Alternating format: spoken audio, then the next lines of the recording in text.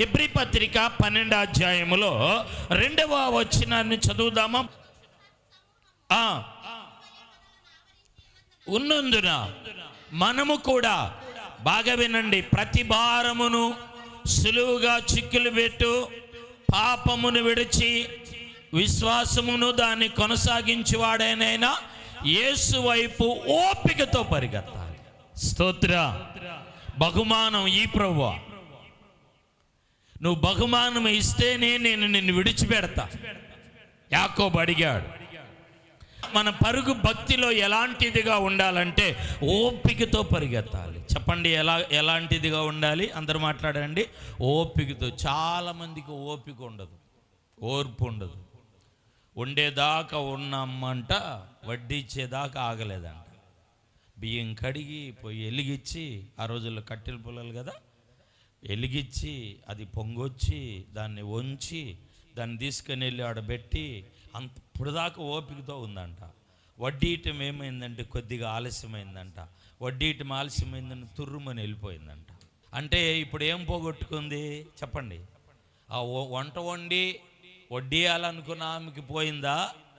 వెళ్ళిపోయిన ఓపికతో ఉండకుండా వెళ్ళిన ఆమెకు పోయిందా? అందరు చెప్పాలి. ఏమండి? వాక్యంలో చూస్తున్నాం, బైబిల్ గ్రంథములో, దేవుని వాక్యములో రాయబడుతున్న మాట, ప్రియులారా, మనము ఓపిక కావాలి. నీకు ఉద్యోగం కావాలా?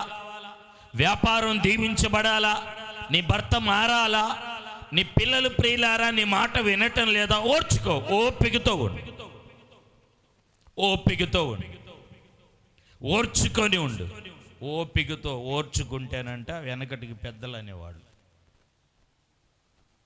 గుడ్డు సట్టెడు అయిద్ది అని. అంటే ఓర్చుకుంటే ఈ గుడ్డు ఎంత అవుతుంది? చట్టెడైపోతుంది. మనం ఓపికతో ఉండాలి. లోక 8:15లో ఓపిక కలిగిన వాళ్ళు ఏమవుతారంట? ఫలిస్తారు.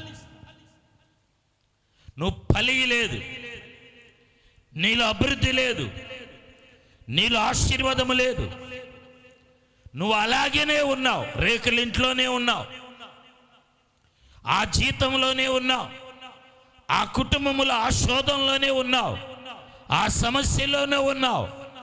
భౌతికంగా కాకుండా ఆధ్యాత్మికంగా కూడా అలాగనే ఉన్నావు. ఓ పాట రాదు, ఓ ప్రార్థన రాదు, మైక్ ఇస్తామంటే మెలికిలు తిరిగిపోతాం, నేను చేయనులేండి అని.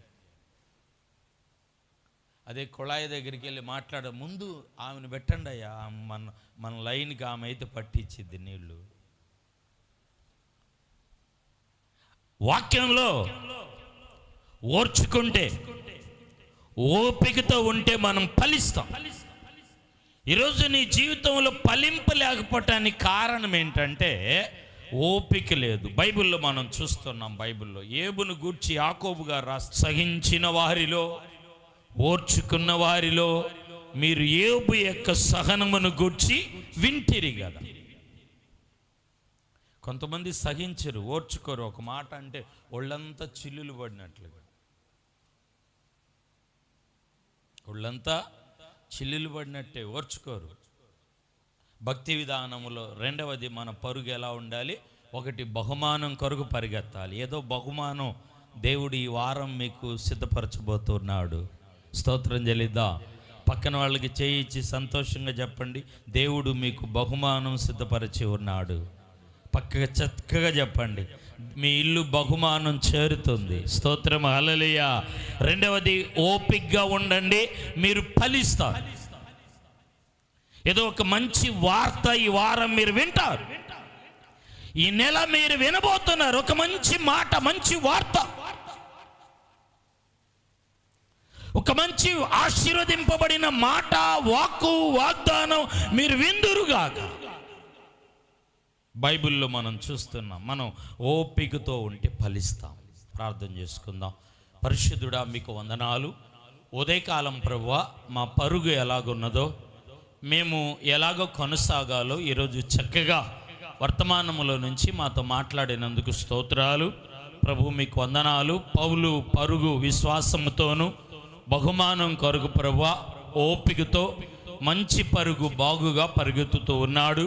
మా జీవితాల్లో కూడా ఈ వారము, ఈ నెల ఉదయకాలం ప్రభువా నీ వైపుకు పరుగెత్తి మా కార్యాలను మీ యొక్క దీవెనలు మేము పొందుకోవటానికి సహాయపడండి. లైవ్ ద్వారా ప్రాంతముల వెనుబిడలు ఫలింపు అనుగ్రహి. ఈరోజు అప్పుల్లో రుణాల్లో విడుదల తండ్రి మీకు స్తోత్ర. బలహీనతల్లో ఆరోగ్యం ఇవ్వండి తండ్రి, మీకు వందనాలయ్యా.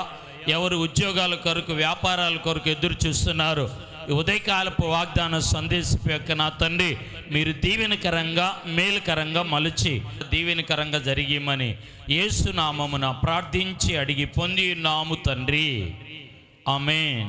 పరమ తండ్రి అయిన దేవుని ప్రేమ, కుమారుని యొక్క నిత్య సత్య కృప, పరిశుద్ధాత్మిక అన్ని సహవాసం కూడిన సంఘానికి ప్రాంతానికి తోడై ఆశీర్వదించి బలపరిచి నడిపించునుగాక.